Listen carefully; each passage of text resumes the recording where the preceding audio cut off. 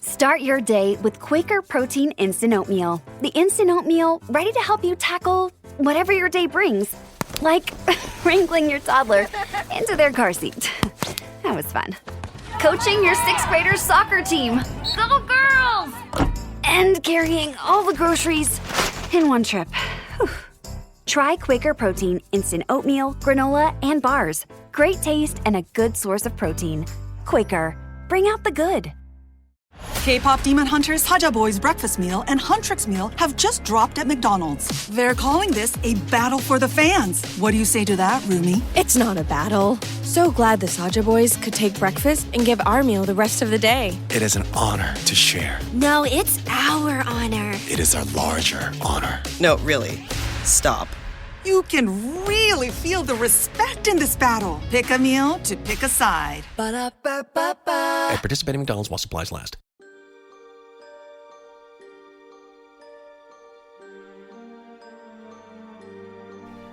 Welcome to Supernatural Circumstances, the podcast where I take you down the rabbit hole into the fantastic world of the strange, the paranormal, and the unknown. I'm Morgan Knutson. Come along with me on this week's adventure. Guys, we are asking, get ready for this, we are asking perhaps the biggest question, the biggest mystery in the paranormal field that anybody has ever asked. It is perhaps the most popular question, the most mysterious and the strangest. An issue that nobody in the scientific field, from what I know, has been able to solve. You ready for it? Where do your socks go after the dryer? See? I'm telling you, we're asking some big questions today. So this episode is really about a phenomenon that we call apports in parapsychology. And even though, okay, I'll give it up, we might not necessarily get to the reason why our socks disappear in the dryer. Perhaps they do turn into Tupperware lids and end up in our cupboards with too many Tupperware containers. I don't know. Or maybe they just go to Narnia. But the phenomenon of apports has been around for a millennia. And it's a really interesting thing that happens within, I think, basically everyday lives, but also within the studies of academic parapsychology. So what is an apport? An apport is an object, say your sock, that disappears from one place and ends up in another with no seemingly reasonable explanation. Now, there are two different types of apports that we're going to be talking about today. One being that, the second being a manifestation. So what's the difference? A manifestation is objects that seemingly appear from nothing, from midair or some sort of energy source, and those objects end up manifesting on your coffee table, in the middle of your living room, who knows, but they tend not to last long. Where in the case of an apport actually is an object that sits there. It lasts. You can pick it up, you can touch it, you can do all of those things. The manifestation necessarily doesn't always last. It's almost like they're not energetically stable enough to stay physical. So we're going to be talking about those today with our guest, Tillie Treadwell. She's a retired paranormal investigator, counselor, author, and host of the YouTube show The Weird Walk Home. She's got a really interesting book that is going to be coming out, I believe it is tomorrow by the time that this airs, Tillie Treadwell's Guide to Enchanted Objects. So we're going to be talking with her about this. We had a really, really fun conversation. Some of the claims that she makes within the conversation were difficult for me to verify, unfortunately, but we had a really, really good time, and I think you guys are going to enjoy our conversation, and I think you'll enjoy her book. So let's get this going. There's no one like you, and there never will be. From the producer of Bohemian Rhapsody, there are many legends, but there is only one. Michael, rated PG-13, in theaters April 24. Amazon presents Jeff versus Taco Truck Salsa. Whether it's Verde, Roja, or the orange one. For Jeff, trying any salsa is like playing Russian roulette with a flamethrower. Luckily, Jeff saved with Amazon and stocked up on antacids, ginger tea, and milk. Habanero? More like habanero, yes. Save the everyday with Amazon. Frizz, breakage, or split ends? Meet your match. The K18 Molecular Repair Hair Mask delivers real, lasting repair. Its patented K18 peptide reverses damage on the molecular level, leaving hair soft, strong, and bouncy in just 4 minutes. So that damage that's been stressing you out, you'll see it disappear after just one use of the mask.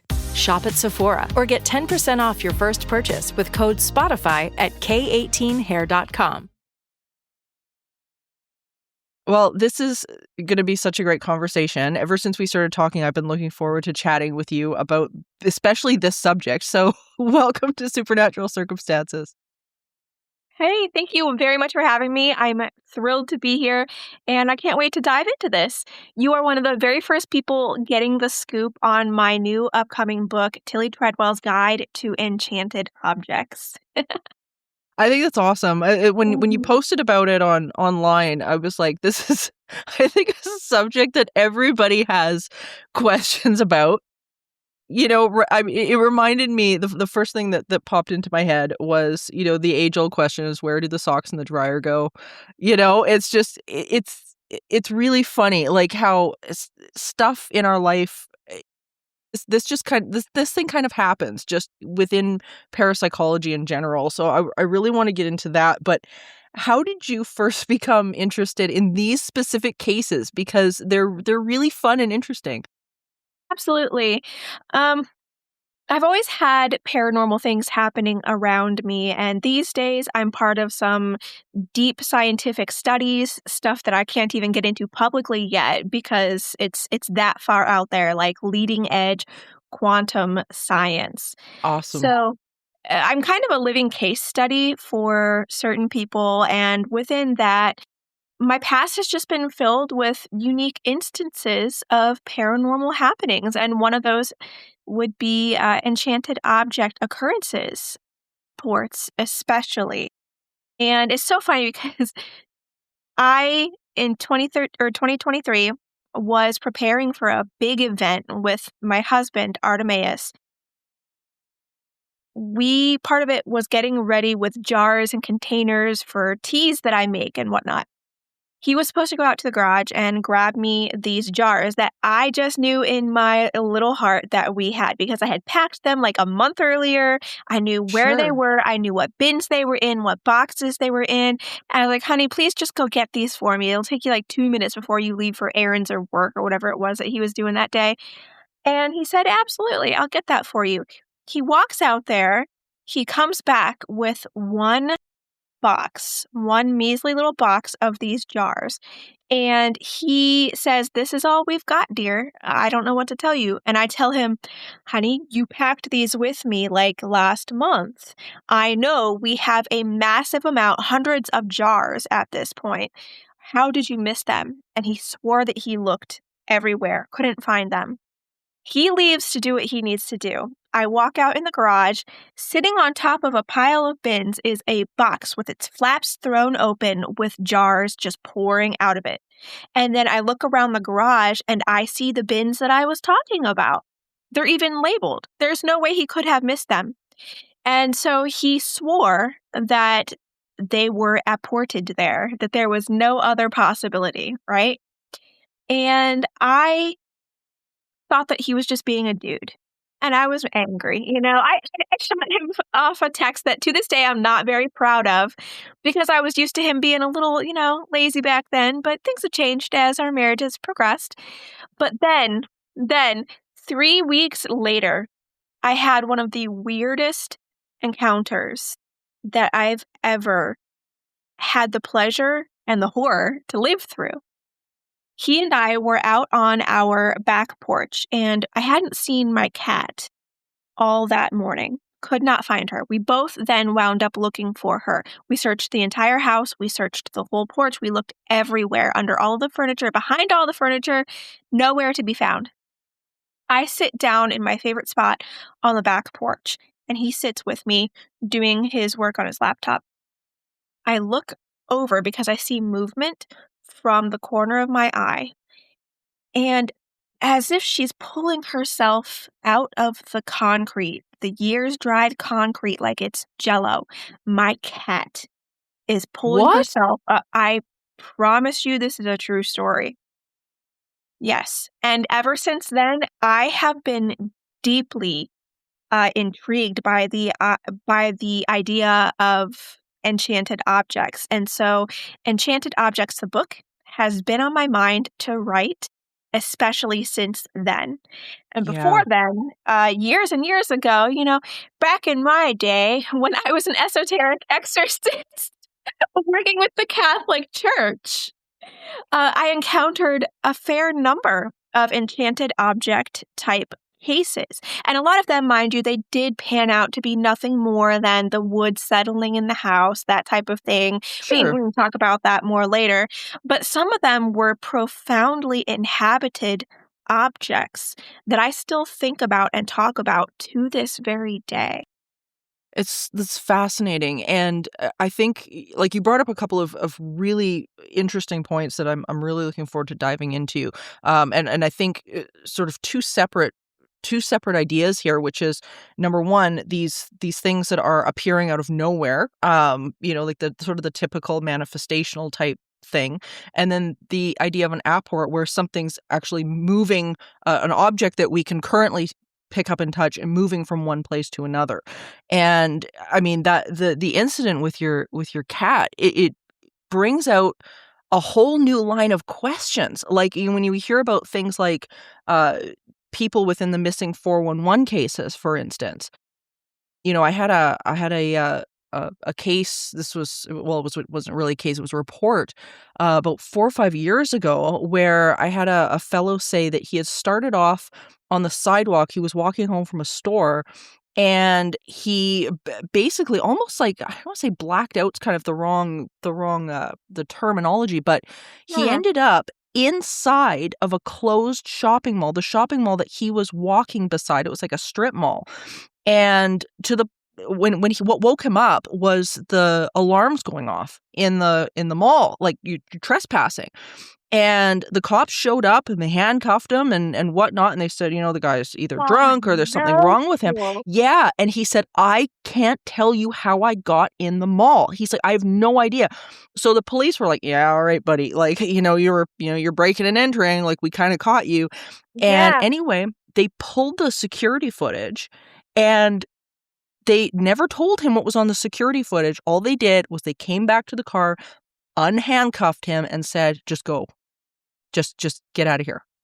And so whatever they saw on that footage scared the officers enough to say, like, we don't know how you got in here either. Like, it was so bizarre, but that's what it kind of reminds me of. So when you're going through this with your cat, what were you thinking? Blown away. Yeah. I've seen a lot of things, but I had never seen that. And that what you're talking about brings up a few other ideas for me. We've had our own mall type incident too, of actually the very same sort that you were just mentioning. Yes, my husband and I, our very first date, part of that date included a mall walk. We had a snack and we were walking around the mall, and we were so caught up in conversation that we didn't realize that the mall was closing down around us. But here's the weird part.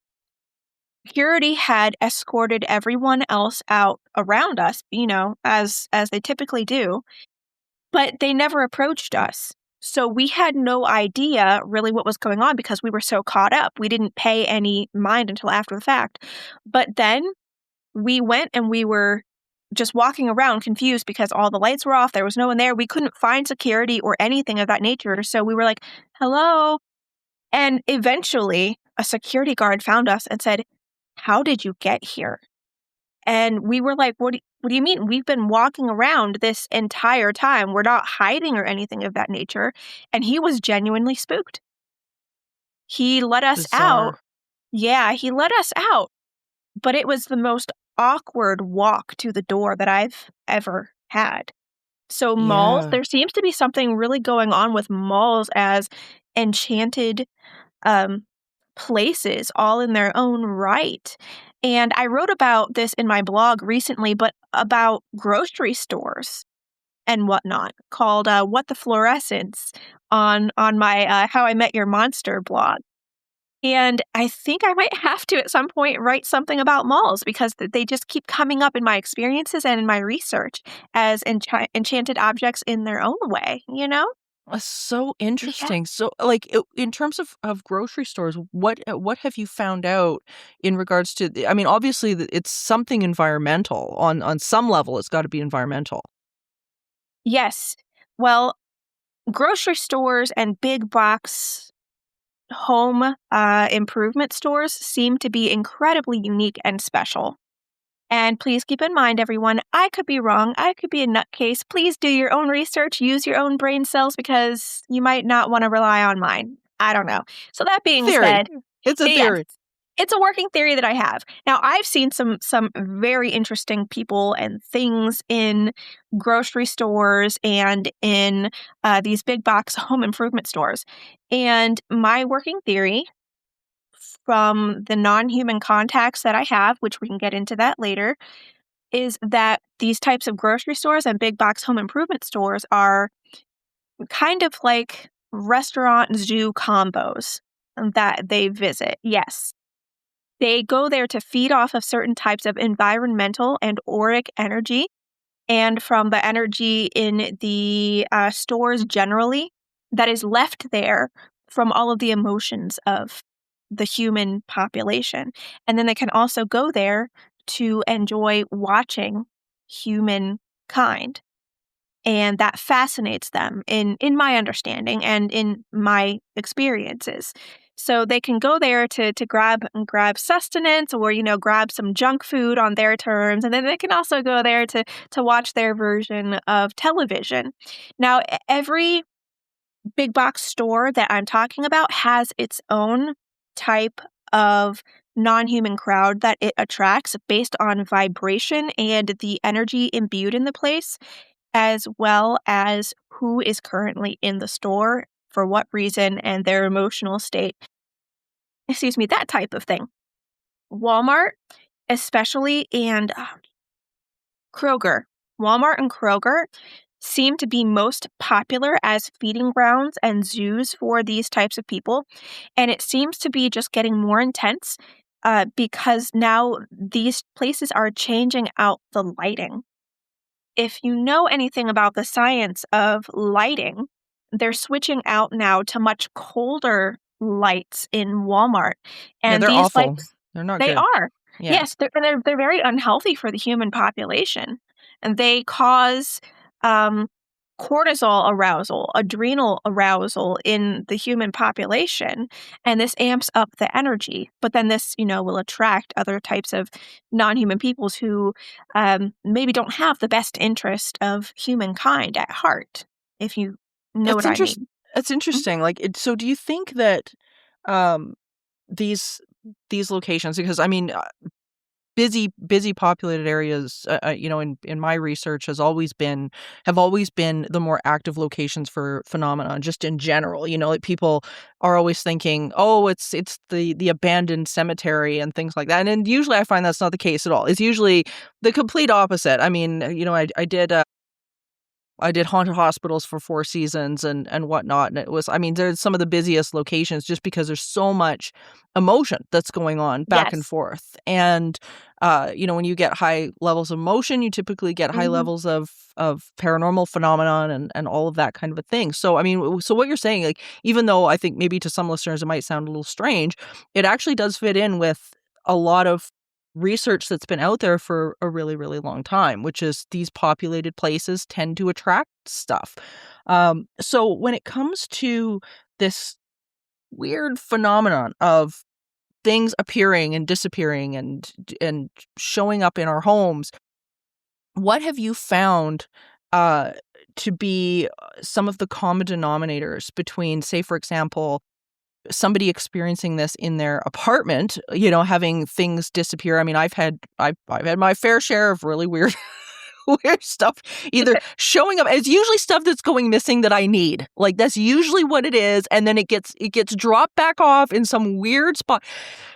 So yeah, that's a whole other thing. But what do you find are the common denominators between, the everyday experience like that and some of these bigger places where stuff seems to be like people showing up and disappearing at the same time? Sure. In my experience, it comes down a lot to geology and biology, some combination of that. But okay, I've never met anyone who's ever claimed to be an extraterrestrial. So I don't personally believe that there are any extraterrestrials because not only have I never met anyone who has claimed that, and that has been verifiably non-human by my standards, as in showing phasing in and phasing out abilities from reality, being able to manifest objects, slow down or speed up time, that kind of thing.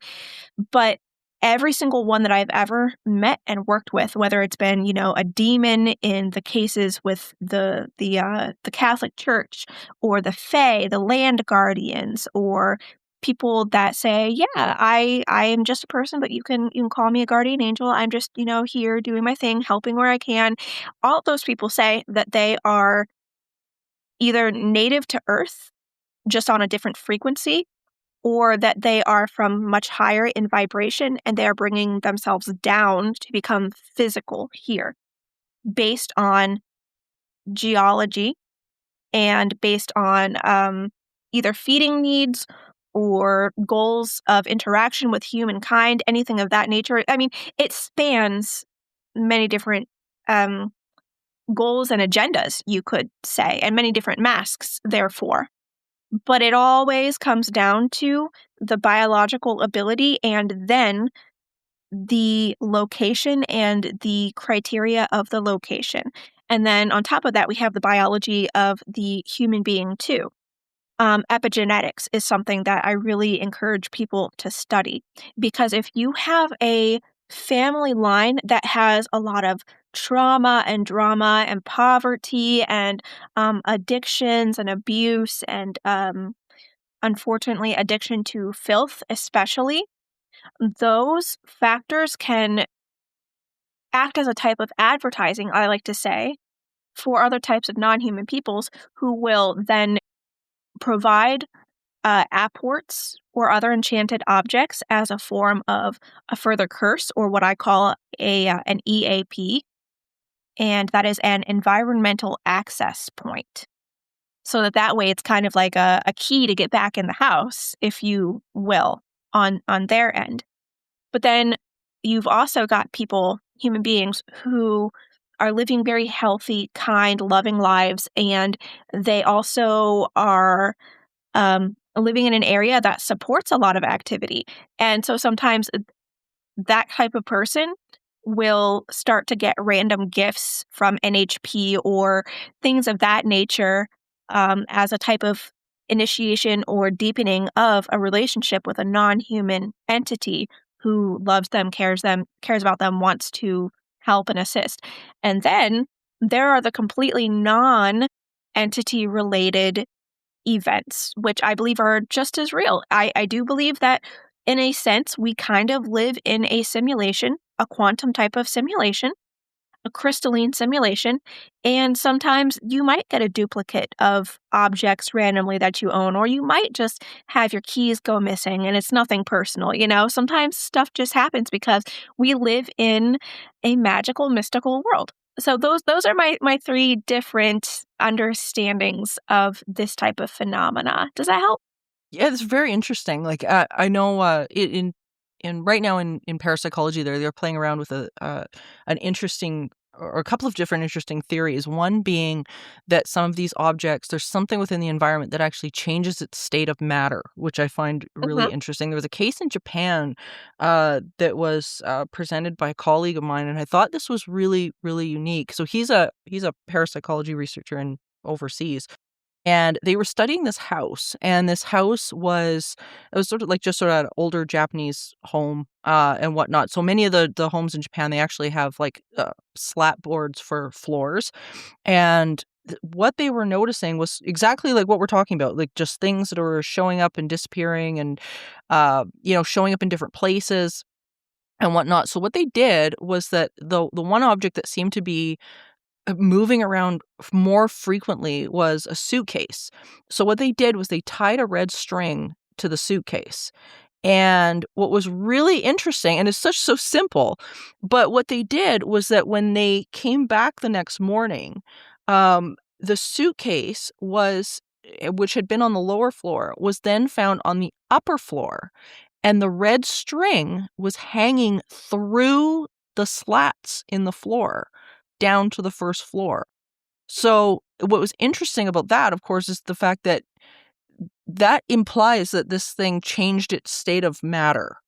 And it ended up going up through this second floor, which I was amazing to me.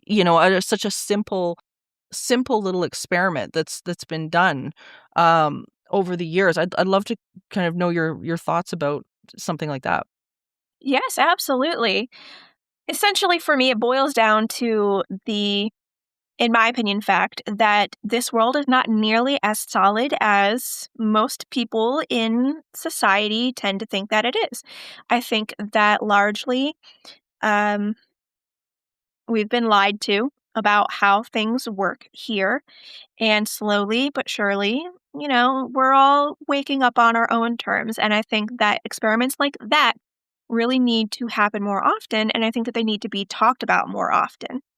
And I have seen tons of cases just like this. And so it doesn't surprise me one bit. So, for example, my husband and I, a few years ago, were standing in front of a mirror at one of the houses we lived in, and we were getting ready for the day. And as you see, I have some pretty voluptuous hair going on, and I love my hair very much. I keep it very long, and I'm proud of it.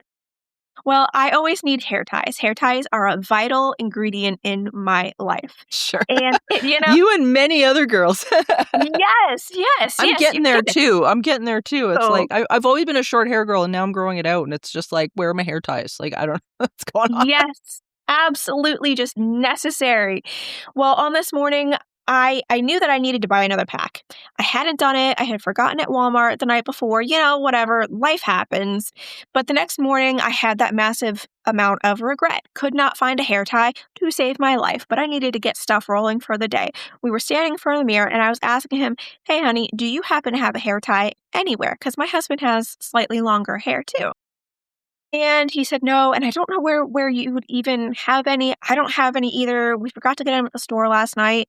It just is what it is. So, as we were standing there just talking back and forth about it, I really needed a hair tie. And one just fell out of the middle of nowhere. Mhm. Right in front of our Wild. faces onto the countertop. And I was very happy. I was very relieved.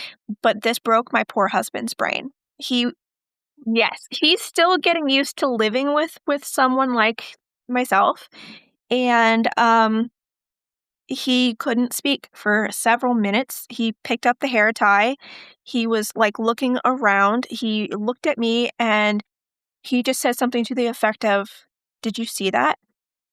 And I just, I gently put my hand on his shoulder, like, "Yes, honey, I saw it. It's okay. You're not crazy." But he's seen Poor other guy. things.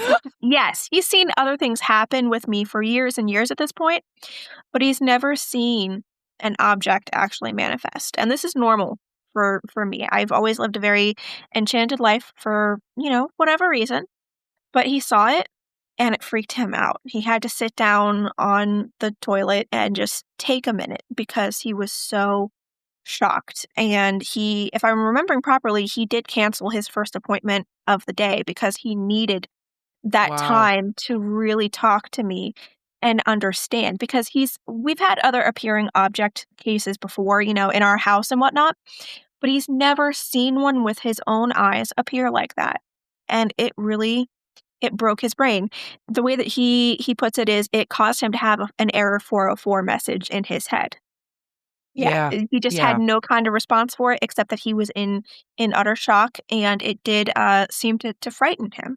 Rightfully It so, I think, it you know? it really bothers a lot of people when they see stuff happen, especially I think when they've got a very strict formula of how they view the world. And I think Yes. that's the one thing about being into this research that really helps a lot, is that Mhm. you tend to, when you understand that the world is a little more malleable than what we're taught to believe, like you were saying, it helps it helps a lot when you've got hair ties flying out of nowhere. I had a funny incident. This was a good number of years ago now, but I was sitting on my couch, and this is the only I've had a lot of like apports in terms of, things showing up in places they shouldn't. The only manifestation that I can actually think of happening was I was on the couch, and I heard this little ping onto the coffee table. And I'm like, "What the hell was what the hell is that noise?" And I look down, and it's a ring from a piece of jewelry. This like what you would sort of clip a necklace into. Yeah, I know And what you mean. Mhm. yeah, yeah, it was just one of these little, like, useless. I mean, it's not attached to anything, but this thing came out of nowhere, bounced on the coffee table, so it appeared above the coffee table because it actually bounced, and it just sort of landed and laid there, and I picked it up. I don't know where it came from. I don't know what it went to. Maybe it was something in the I don't know if I don't think it was anything in the house, but it was just one of these really weird, and it wasn't like I was asking for it, I wasn't connecting with anything at the time. I think I was just watching television. Um, but it was just the funniest little Uh-huh. event. Yeah, and I mean, as I say, like, it's not the first time that something weird has happened. I mean, I've been doing this for over 20, close to 25 Sure. years, but it's interesting how, people that are I guess, struggling to accept this phenomena, how they react to it. How did your husband make that mental shift for himself to accept what had gone on? Thankfully or fortunately or unfortunately, depending on how you really wanna look at it, Right. he had been dealing with these kinds of things with me literally since our very first date. So he already had had his mind officially blown when we first met. That's another story for another time, perhaps. But he was used to the weirdness that follows me, and he's used to certain companions that I have and whatnot.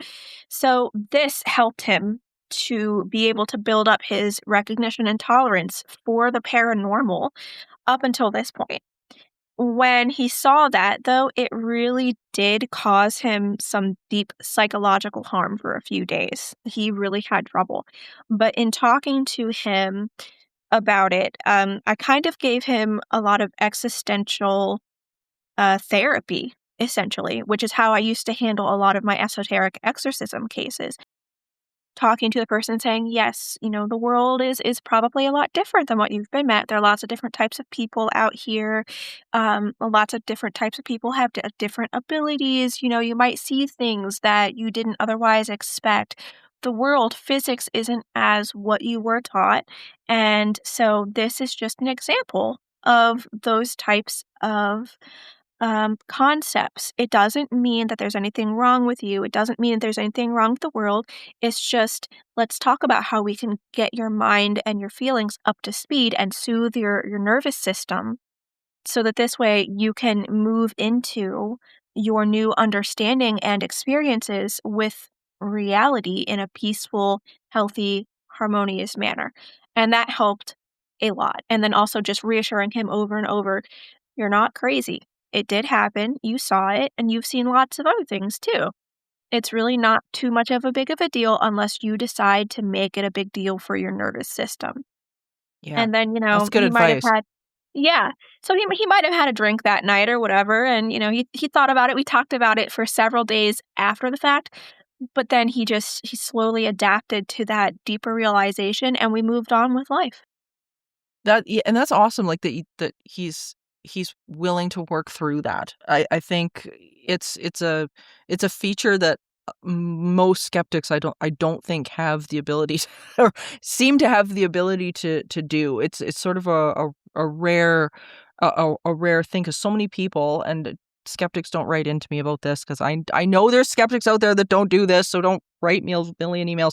But for the many that do, that do have trouble with it, it's really interesting. Have you noticed certain emotional states connected with these occurrences? Because I know for myself, like what I've seen over the years, it's oftentimes when you're in a state of non-resistance. It's a place of like the fellow that I was talking about with the strip mall. I mean, here he is just kind of, doing his thing. He's not upset. He's not, he's kind of just going along. For myself, it was like sitting there watching television. My mind's kind of wandering. I mean, which we know in over many studies is usually when phenomenon starts happening. Have Bingo. you? Yeah. Have you noticed that too? Yes, I'd like to go on what will seem like a tangent, but I promise you it is related. All right. Go for it. So I wish that I would have sent you some of the screenshots from the last event that I spoke at, because I started getting into brainwave states and clinical ego states and things of that nature, and then also biology, genetics, things of that way. All right. In my understanding and experience, this is what non-human peoples of all different stripes have told me. I've experienced this, and now some of the quantum scientific work that I'm doing is bearing this out.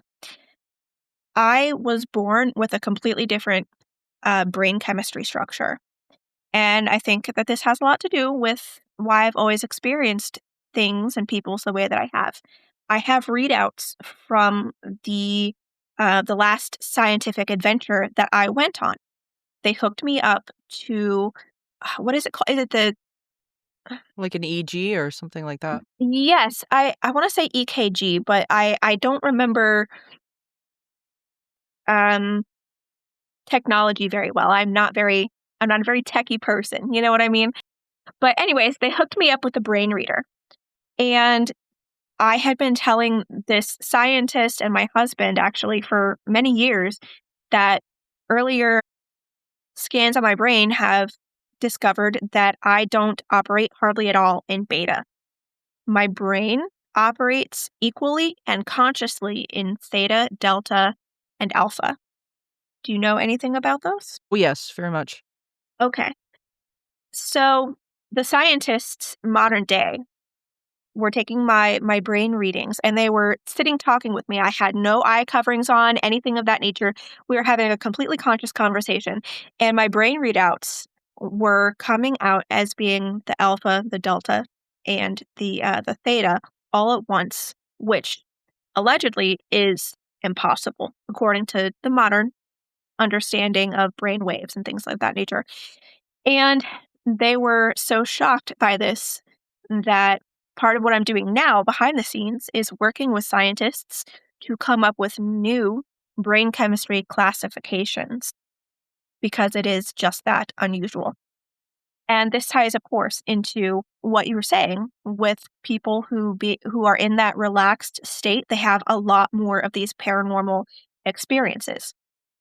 Many types of non-human peoples have told me the same thing, that they come talk to me because I can, with my different eye structure, I can see them. My eyes read differently. I can see further into the light spectrum than most people around me can. My ears, too, I have a slightly different ear structure, so I can hear a bit more on the higher frequency side anyways.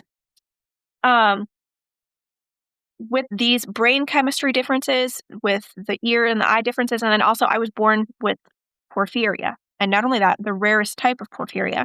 So I can't even be in the sunlight naturally. I discovered a brand new treatment for that. And hopefully one day I'll be a Nobel Prize winner. But until then, I'm going to be taking the new medicine that I have found that allows me to walk in the sunlight, which is wonderful. But all of this paints a grander picture, I think, of the paranormal and of society as a whole. My husband, he also takes part in some of these experiments. Bless him for that. I love him for that. And he always acts as essentially the control. He's my foil in a lot of ways. His brain always shows that he is running on almost exclusively beta brainwaves, which is the standard here for most people. And he has had experiences with me in a paranormal manner for, oh God, yeah. Oh, I feel old. It's been over 11 years now that we've been together and on this journey. But he is the control. He didn't have anything paranormal happen before he met me. But just like many other people, the minute he got into my sphere, he started having these experiences. We're talking about shadow people, non-human people, apports, disappearing objects, moving objects, the slowing, speeding, the stopping of time. There's been a lot to it, including UFOs in the woods and then overheads too, and seemingly even at least one time where non-human people came to him to deliver a message to me, and we consider that kind of like his initiation because of how far he's grown and come in this journey.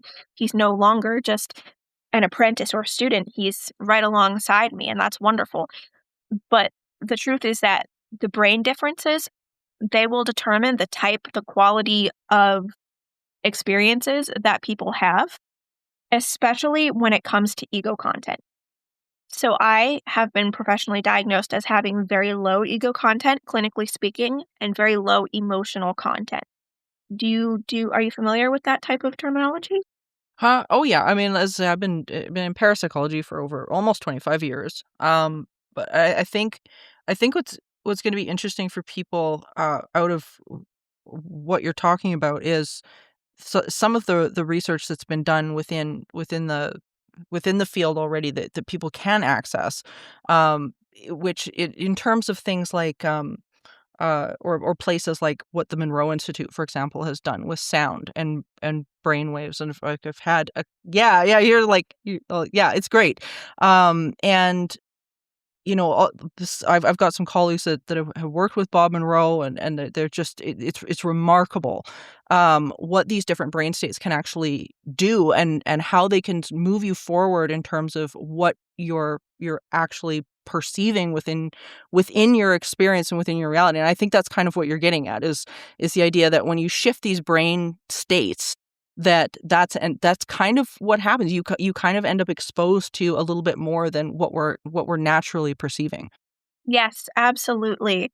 So, for example, me with the low ego content and the low emotional content, I'm a lot less volatile in reactions to paranormal events compared to most other people around me because I naturally walk in that curiosity and that open-mindedness, and I don't have the emotional severe reactions that some other people might have because other people with their brain chemistry, they have a lot higher ego content and emotional content. Well, I'm not what we've sorry, no, I was just going to say, like, what we know from that in terms of even like in cases of like remote viewing and stuff like that is how when people are more open and less can pinpoint less about what they think the world looks like, that their reactions and everything begin to be more positive towards being able to, say, for example, like receive an image or Yes. anything like that. So I mean, the more people are more open-minded, the less structured they are about how they view the world, and it doesn't have to be a clinical diagnosis, it just be a world No. perspective. They can move into like a situation where they're doing like a Gansfeld experiment or test or anything like that, and they will have better results. And people who are typically more close with someone oftentimes will have better results than somebody who's just completely coming in blind. But that's not always true either. Sure. It can kind of go either way, which is, I mean, I don't know. It's so cool to me. I just think it's really, really cool. So how Yeah. it's just really cool. So as you've come to understand more of this phenomenon, because a lot of the things you're talking about are very reminiscent of things and cases that I've had and I've experienced too, and my interactions with different entities and things like that through different methodologies and whatnot. It's so interesting how they seem to have they want that connection, and you've talked about that a little bit on here, where there's intelligences out there, whatever people want to call them or associate them with, but that do want that connection. And one of your theories is the fact that that is one of the reasons that these objects are showing up and disappearing. Like in the First Nations traditions, for instance, they talk about the little people, right? Like the fairy folk and the little people moving things around. And like I've got one of my best friends is Indigenous and has had really neat experiences with what she believes are little people, but they're apports. Like there's things that are showing up, say for example on her deck, where there were no houses back behind her house, and she was getting rocks and things like that stacked up on her patio furniture that shouldn't, like, Sure. that weren't there before, right? Like they weren't there before. Yeah. So how have you found that these have this cultural phenomenon and this almost poltergeist-like activity overlaps with what we see in history in regards to different cultures, different theories, like the fairies, things like that? How do you find that overlaps? Oh, it's everywhere. In Yeah, every single culture and nation and people that I've looked into, there's at least a handful of references to this type of overlap. for Of sure. course, we've got the fairies and the little people here, and then over in Russia, they have the domovoi. I hope I'm saying that correctly. Oh, goodness. Yes, and then, in hoodoo and voodoo, those religions and traditions and practices, it's the same thing, but they may attribute the apports to gods and guardian spirits. It really just depends, but it is literally everywhere, and this is something that I go into further detail on in Enchanted Objects. I make a strong point to dive into the history on this because it is just absolutely pervasive. This is not something that has just arisen over the last 25, 50 years or so in the USA, you know? And I think it's important for a holistic picture to form to look at all of the different representations of apports, enchanted objects, spirit vessels, even haunted and possessed objects, depending on how you really want to define each. But they are all deeply present. Yeah. Yeah, and I agree. Like it seems to be very cross-cultural. Like I used to teach a number of classes in post-secondary, and what was interesting was that the Yeah. people who usually my classes were made up of every culture you could imagine, whether it be like Haitian and First Nations and all this stuff. And what was so interesting was that like everybody had a story about things like this. Like, we covered a myriad of different subjects, parapsychology stuff, but what was interesting was that, like, everybody had a name for it, like, whatever it was in their culture. Like, everybody had a thing. And I'd have students arguing, like, back and forth, talking about, "No, that's not what it is, it's this. No, it's not what it is, Right. it's that." And it's just like, "That's the Right. same thing, guys." Like, Exactly. it's the Yes. same thing. Now, there was a case that I found really, really intriguing, and it's worth bringing up because it was by parapsychologist Stephen Broad, who was a phenomenal researcher, he took a case in Florida. This That's was where I live. That's where you live. That's why I'm bringing it Yeah. up. He took a case in Florida, and it was a lady by the name of the Katie. Guess it might be her real name. I'm not sure. But anyway, she was just a housewife. She was, not say just, but she was a housewife. She wasn't, looking for fame and fortune or anything like that. Yeah. And what was so interesting about her is that she was very much like you, where she was having things like show up, manifest, port, like a lot. And to the point, as I say, where it got Stephen Broad's attention because, and I mean, that's hard to do because he was looking for cases with pretty extreme evidence. And what was really, really interesting about him, and just for the audience, so that you guys know this, so apports are something that typically stay when they've moved places. So it could be like, say for example, you find, your socks in the fridge or something like that. And but those socks stay there. So in a manifestation where something just sort of appears out of nowhere, usually those things don't stay around very long. They seem to manifest and then they just sort of disappear wherever the hell they go. But this case, I don't know where they go. The socks go. They go where the socks go. They go where the Tupperware lids go. That's where they go. They go where the Tupperware lids go. So, so this lady had something that was really interesting that caught everybody's attention, and that was it became known as the gold leaf lady. And while she was having these like apports like show up and whatever, she was having this gold leaf substance showing up on her skin, and it was like gold leaf like you'd put on a cupcake. Like food. And I mean, anybody that's worked with gold leaf knows that it's hell. Like, I mean, it's so difficult to work with. It's crumbly. It's all over your fingers. So thin. And what was so weird, and they have like, there's photos of this and whatever. You guys can go on. I'm always telling people to go to the Science Encyclopedia. If you go to the Science Encyclopedia and look for the gold leaf lady, you will find this story and the photos. She had this gold leaf appearing on her face. And it was showing up out of nowhere. Like, it's not on her fingers. It's not anywhere. It's just literally, it's showing up on her face. It's the weirdest thing. So there was a whole investigation by a psychiatrist, parapsychologist, ufologist, you name it. This was in Vero Beach, Florida. And they couldn't figure it out either. They said it was showing up on her face, her arms, her hands, her torso, sometimes on her legs. It was like, and big patches of it, like 4 by 5 inches of this stuff. Like it was really, really, really wild.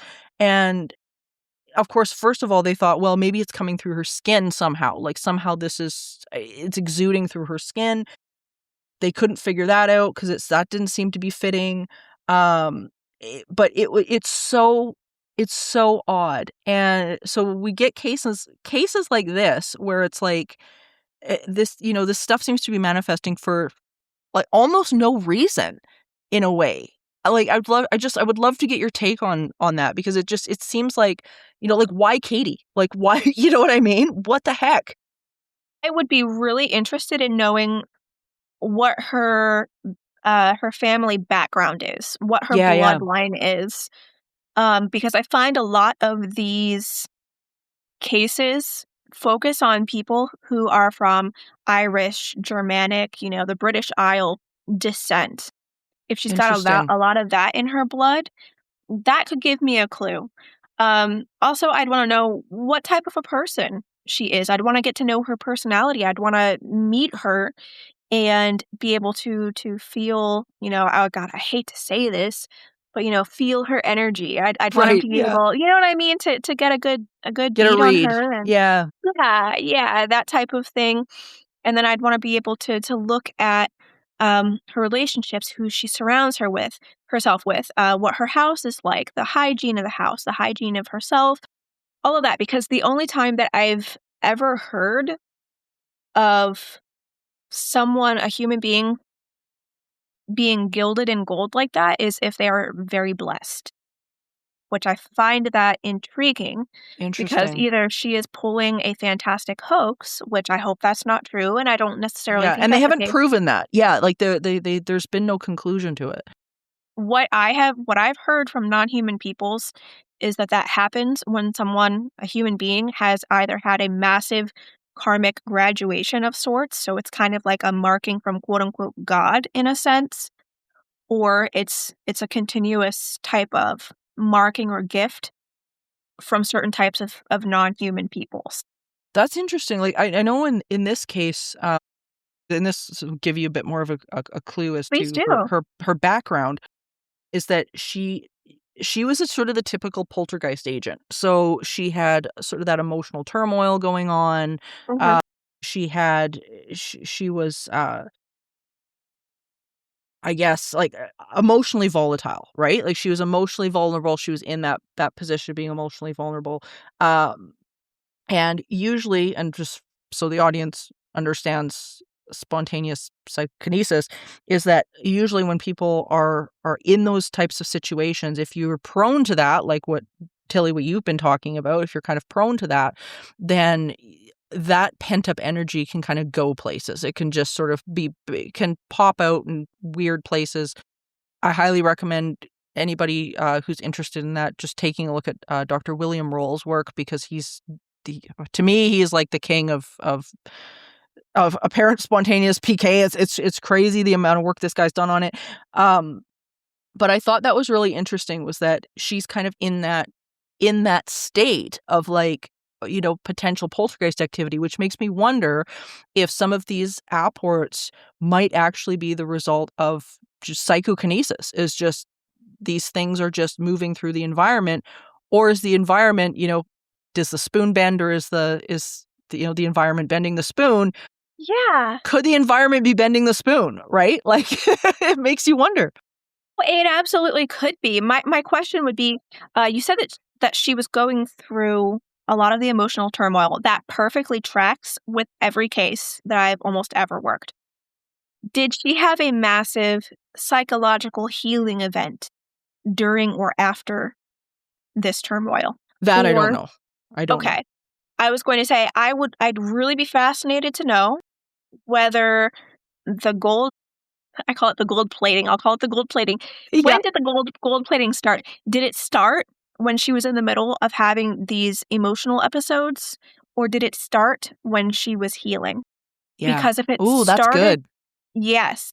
Yeah. If it started when she was healing and having that spiritual, psychic type of glow up, where she was really then stepping into deep free will, she could have been transmuting her own brain chemistry and becoming more quote-unquote enlightened, which may allow her consciously or subconsciously, as a manifestation of that type of, you could say, blessing or maturity, a mark of maturity, that could cause, in theory, her to have that type of quote-unquote holy mark appearing on her over and over. And if it happened in the middle of her turmoil right before a massive breakthrough, that could be a sign that the massive breakthrough was coming. Outside of that, though, it could also just be some type of metallic anomaly. It might not have anything to do with what I'm talking about. It could have something more to do with her emotional volatility and the geography around her. It could be any number of things, but those are my top theories. I'd love, that is exactly the kind of case I would love to work. It's so interesting. I would come out of retirement for that one, let me tell you. Yeah. No, it's so fascinating. That's why I love this subject, because it's so weird. And it goes so far past, the missing Tupperware lids. I mean, that's the ultimate mystery. I mean, we know that's the pinnacle mystery is where the socks go. Well, you know what? I'm sorry to break it to you, dear, but South Park solved this one years ago. Oh, my heart. Oh my God. Are you familiar? Yes. I don't know. I have my doubts. I don't know. My heart broke a little bit. They'll pay you a visit soon. my heart broke a little bit. Yeah, no, it's really funny. Like, this stuff is so bizarre. I highly recommend people go on the Science Encyclopedia and read about the Gold Leaf Lady. It's so strange, and some really notable researchers that have been on the show have actually were involved in that, including Dr. Dean Radin, who's a colleague of mine, and Christopher Chacon, who is, people will probably remember from the show Sightings. He was on there. So I mean, there's a whole pile of the case ended up to be a complete just chaos, but it's so interesting, and it was never resolved. So it's really weird. But that being said, tell people about the book. It's coming up. Where can they get it? Because I'm excited. I think it's gonna be fantastic. For sure. Yes. So if anyone out there is looking for a deep dive into leading edge science, quantum sciences, and so much more, this is going to be your new field guide. These are all of my notes and my instructions. I create enchanted objects myself. I've helped banish them and much, much more. I put everything you need to know to get started into this book. This is Tillie Treadwell's Guide to Enchanted Objects. It's going to be available as long as I can get the wrap up with my publisher taken care of. May 1st on Amazon. And hopefully we'll have it in Kindle, in audio, and in paperback, hardback, all of that good stuff.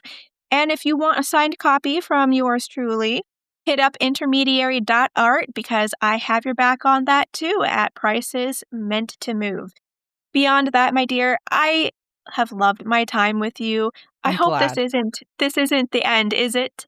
I don't think so. I think Okay. this has been just a great conversation. It's been a lot of fun, and I think it just I think asking these questions and sort of throwing these theories out there, it's so important. And we can just kind of hang out and talk about this stuff, and that's what this show is all about, is exploring new ideas. So thank you so much for doing this today, and I hope people enjoy the book, and hopefully we gave them something something to think about, something to look up. It'll send you down a rabbit hole pretty quick. So Sure. Well, you know what? If nothing else, I would like to leave everyone with one more mind-blowing idea. And that Sure. is my concept that we are all enchanted objects. Oh, yes. Yes, I love that. I love that. Thank you, Tillie. You're most welcome. And that's something that we can do a whole other show on some other time. Pepsi Prebiotic Cola in original and cherry vanilla. That Pepsi taste you love with just 30 calories and no artificial sweeteners. Pepsi Prebiotic Cola. Unbelievably Pepsi. This episode is brought to you by Ferrero. Soccer's biggest stage is approaching, and Ferrero is making it easy to go all in. Pick any 2 Ferrero brands from Kinder Bueno to Ferrero Rocher, and you could win the $1 million grand prize, plus an exciting range of daily and weekly prizes. Don't miss your shot. Official rules apply. Learn more at goallinandwin.com. Predator Badlands, now streaming on Hulu and Hulu on Disney+. Here, you're not the predator. You're the prey. Prey. Prey. Prey. Prey. Prey. Prey. Prey. Critics are saying it's epic, stunning, and breathtaking. Many have come here. None have survived. Predator Badlands, now streaming on Hulu and Hulu on Disney+, rated PG-13. This episode is brought to you by Redfin. You're listening to a podcast, which means you're probably multitasking. Maybe even scrolling home listings on Redfin, saving homes without expecting to get them. But Redfin isn't just built for endless browsing. It's built to help you find and own a home. With agents who close twice as many deals, when you find the one, you've got a real shot at getting it. Get started at redfin.com. Own the dream. So what a fun conversation today. The book is going to be really interesting. I'm looking forward to actually reading it. I didn't get a chance to read it, unfortunately, before we did the interview, but I'm sure it's going to be really great. That's Tillie Treadwell's Guide to Enchanted Objects. So I think it's going to be really fun. We'll have to just wait and see. But what I loved about this conversation, and what I love about the idea of appworts, is I know we didn't get any closer to understanding where our socks are going. I know everybody's a little disappointed, but the idea that maybe these objects are actually maybe even bending the reality around them to make it look like they're appearing and disappearing. Who knows? An interesting theory that I heard very recently was that the objects themselves, if they shift in frequency, then the location around the object actually also changes, because the location is actually a symptom of the frequency of what the object is actually emitting. So there's a couple of different ideas behind where these things might go or how it's happening. I talked a little bit in the show about the Japanese experiment of the red string, and I found that to be very intriguing, including Tillie's story with her cat, seeing the cat sort of come out of nowhere as if it's changing matter, which is mind-blowing. I mean, it's mind-blowing. So there's a lot to think about here. I mean, here, most of the time we're thinking about, where's the other sock gone? Or, where the heck are the rest of our Tupperware lids? Or we've got too many Tupperware lids for the Tupperware. Where'd the Tupperware go? So there's a million different angles to this that are really light and funny, but there's actually some really deep scientific questions about some of the things that happen, and a lot of studies that have gone on throughout the years about apports. How does this happen, and how do you study it? And I highly encourage everybody to go to the Science Encyclopedia to look up apports, look up the gold leaf lady that we talked about here on the show, and just take a look around and see what you can dig up and discover. I'm sure you guys have stories too of things that have either shown up randomly, like a manifestation that hasn't stayed and disappeared, or an apport itself where one object has disappeared from one location and shown up in a location that doesn't make sense. I've had that actually happen in my house a lot. And I've seen valuable things go missing and show up in places that there's no way that they should be.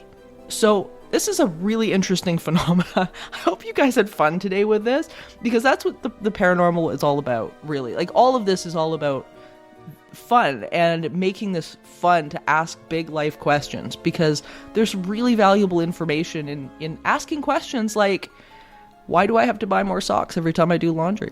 I don't know. So thank you for joining me on this eerie expedition, my dear listeners. And remember, there is no line between the natural and the supernatural. All is consciousness. Until next time, stay curious, friends.